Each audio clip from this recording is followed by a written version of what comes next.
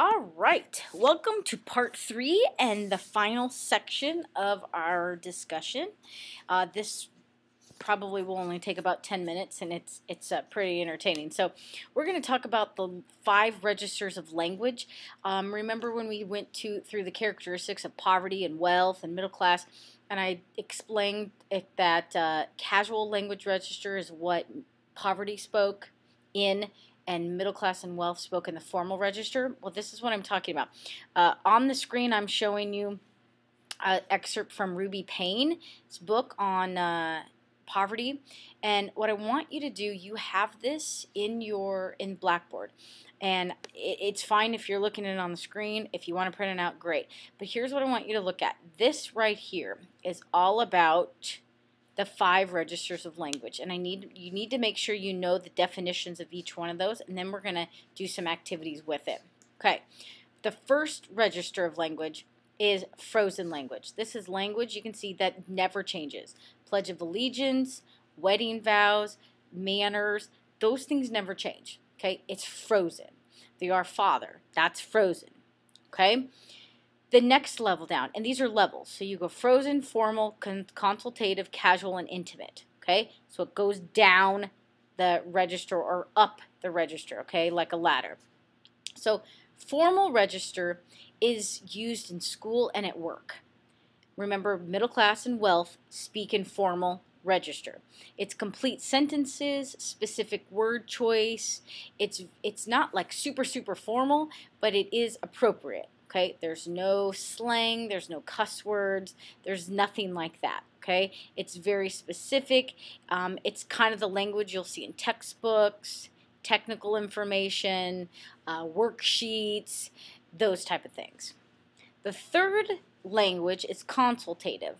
This is a mixture of formal and casual.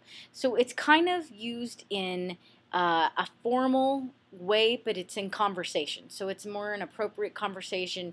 That's how I would talk to a lot of teachers. I wouldn't speak in very formal tones, but I would speak in more of a consultative approach. So it's discourse patterns, not quite as direct as formal language, and it is, like I said, a mix of formal and casual. Casual is what poverty individuals speak in.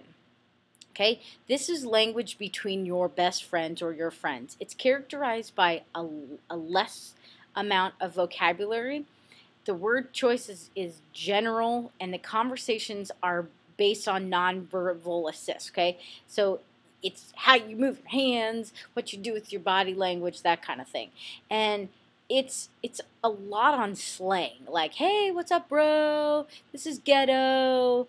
You know, all that kind of stuff. Like, what's up? You know, all your texting lingo. Okay, all that stuff is casual language. You would never use, hey, what's up to your boss, or in an interview, go and slap their hands and do one of those little hand gestures. You'd never do that. Okay, you would use formal language.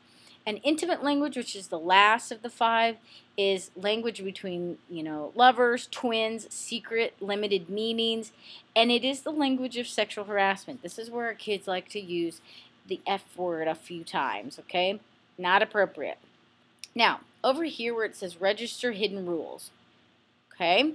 Remember we talked about hidden rules are indicative of the class that people grew up in? Well, it's appropriate to go up 1 level or down 1 level, okay? But it is impossible to go up 2 levels. So keep in mind, most poverty kids are in the casual language register. When they come to school, we're asking them to speak in the formal register, which means it's very difficult for them to do this without help and support, okay? So just to get an idea of what that is and how uncomfortable that is to do that, we're going to give you some activities. In your handout, I'm going to give you a Padlet, or in Blackboard there's a Padlet. And what I want you to do is change. We're going to kind of translate from casual to formal and formal to casual. Now this isn't as hard. The next step is going to be much harder. Okay? So here's what I want you to do. Casual, my bad. Formal, it was my fault, please excuse me.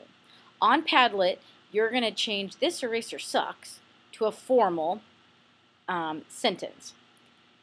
This one you're going to take "that's amazing" and you're going to take the formal and change it to casual. You're going to take casual here, "what do you need, honey?" And the reason this is casual is because of honey.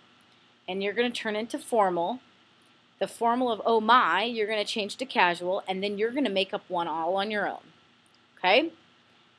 And then the next thing you're going to do on a different Padlet, so I'm going to give you two because it's going to get too crazy, is, and you can work in groups of 2 if you want. If not, it's fine. You can do this on your own. To show you how difficult it is to go up from casual to frozen, or frozen to casual, I want you to take the Pledge of Allegiance and I want you to change it to casual language. Okay? I know this seems kind of, unpolitical or unpatriotic, but it's okay. Okay? So click on the Translation Please Padlet, and then there will be a second one on Pledge of Allegiance. And that basically concludes the stuff I'm going to talk about. What I do want to finish up with is you will have a video, and through that video there's it'll stop and ask you some questions as you watch it. It's kind of a new thing I'm using, so I want to kind of try and see how it goes, but it is embedded into Blackboard, so you shouldn't have a problem getting it. But I do want to finish with this quote. So there we go. And I truly believe that it is one of the most important quotes you can have, is that no significant learning will take place without a significant relationship.